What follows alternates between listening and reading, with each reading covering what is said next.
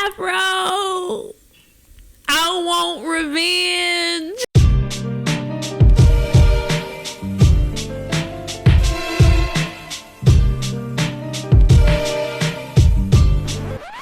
What it do, YouTube, and welcome to Black Cinema Central, where we talk about dope black movies and why they're dope.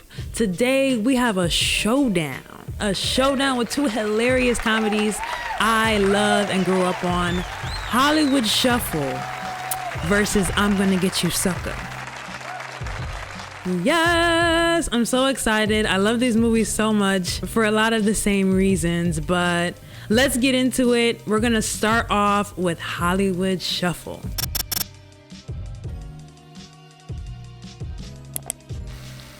Aspiring actor and hot dog stand employee Bobby Taylor, played by Robert Townsend, catches the ire of his grandmother, Helen Martin, for auditioning for a role in the regrettably titled exploitation film Jive Time, Jimmy's Revenge. When Tinseltown Studios casts Bobby as Jimmy, he has a series of conflicted dreams satirizing African American stereotypes in Hollywood and must reconcile his career goals with his desire to remain a positive role model for his little brother. First of all, Robert Townsend. Round of applause for Robert Townsend. He's just one of those visionaries that was really like, I'm not seeing what I want to see, so I'm going to create the movies that I want to see. Reasons why this movie is dope. Number one, we get a hilarious depiction of the stereotypes white Hollywood projects onto people of the African diaspora through the lens of a black man. We see everything from light-skinned characters being told they aren't black enough to classically trained black actors being told they're trash because they aren't black enough. And there's even a scene where the white casting director asked the black woman auditioning to do a West Side Story Spanish accent. Johnny, listen to me. You better run, honey, before the police come. That's very good. Yes, it's very exciting. And it's so funny because you know this is 9 times out of 10 how these conversations went, and to some extent are still going. I also love the scene about the Black Actors Academy where we have white men instructing black actors on how to talk jive and walk black.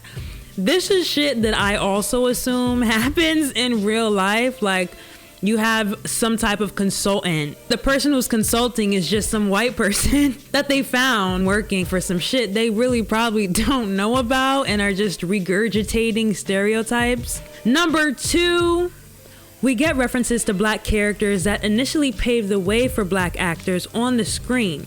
Even if they weren't the most intelligible or developed characters, they were some of the first black people on the screen. But the goal, of course, with being an actor is to act, to explore this art. But the only way black people have been able to get on the screen in Hollywood is by portraying disgusting, ignorant stereotypes projected upon us. And number three, I really love the scene with Speed and Tyrone sneaking into movies, movie critics. So the reason why I love this scene is because it makes it very apparent that when you make assumptions about black people in film, you're also making assumptions about black audience members, how the black audience will react. So Tyrone says, I get tired of titles I can't pronounce and shit. And one thing I've learned as a writer is the worst thing you can do is write as though your audience is not intelligent. Things get overly simplified and overly explained, and you end up with something that craft-wise is elementary, aka trash. When you assume your audience is not intelligent, you make certain craft choices that make the story and its characters more digestible, right? But at the expense of craft, these people are no longer three-dimensional.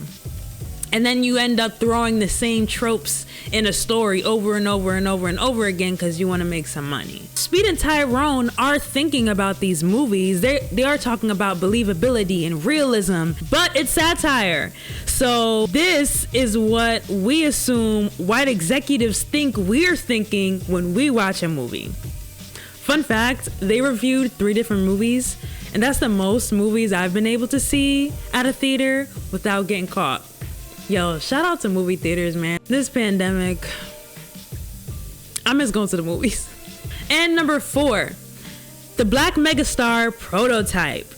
In this movie, it's Eddie Murphy, but today I can assume that would be Denzel Washington, Will Smith, or even Samuel L. Jackson. So you have these black pop stars basically who are actors, and for the casting directors it's just simpler to find another cookie cutter image. We just want another one of this. We don't want you to be unique. We don't want you to try something. That we want you to do this.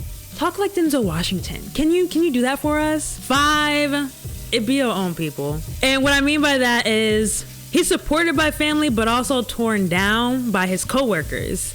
And even though he wants to be an individual, the figures he has to look up to are embracing these stereotypes in order to be successful. So we end up with this internal dilemma of how do I stay true to myself while also making sure I actually get roles and work. And the protagonist is also very aware of how the roles he takes on may influence his little brother. So influence is something he ends up thinking about more and more over time. And it isn't until the end that he says, I can't do this anymore. And it makes me think about the roles that actors of color today have turned down because of his stereotypical nature. At what point do you draw the line? Next, we have I'm Gonna Get You Sucka.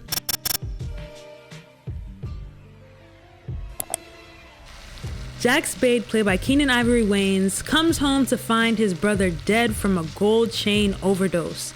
With the help of his hero, John Slade, played by Bernie Casey, and a team of washed-up crime fighters, Spade declares vengeance on Mr. Big, the white crime leader responsible for selling gold chains on the streets. But Spade realizes he must take matters into his own hands to finish the job in this spoof of 1970s blaxploitation films. Reasons why I think this movie is dope. 1, the mama is badass. She's kicking everybody's ass. Drug dealer, big time crime boss, whatever. She doesn't give a damn. She's kicking everybody's ass. And it's so funny because on one hand you would think, damn, this comes in handy. Mama can just come through and beat everybody's ass. But she ends up keeping Jack from being able to stand up for himself. And that's the whole thing. He wants to get to a point to where he can stand up for himself. Like a caricature of a strong black woman. But I love it. Number 2, this movie is one of the funniest satires of hood shit I've seen thus far. The ODing on gold chains, the youth gang competition, running from dogs carrying TVs, stripping cars as fast as possible.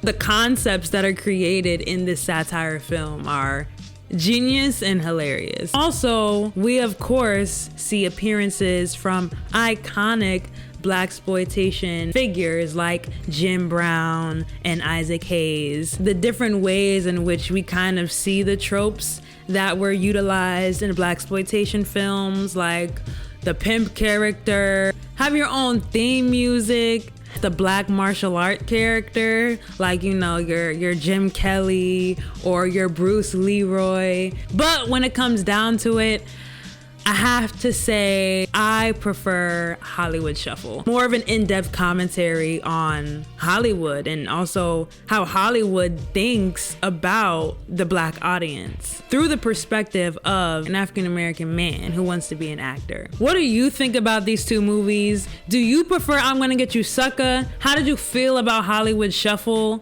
Let me know in the comments below.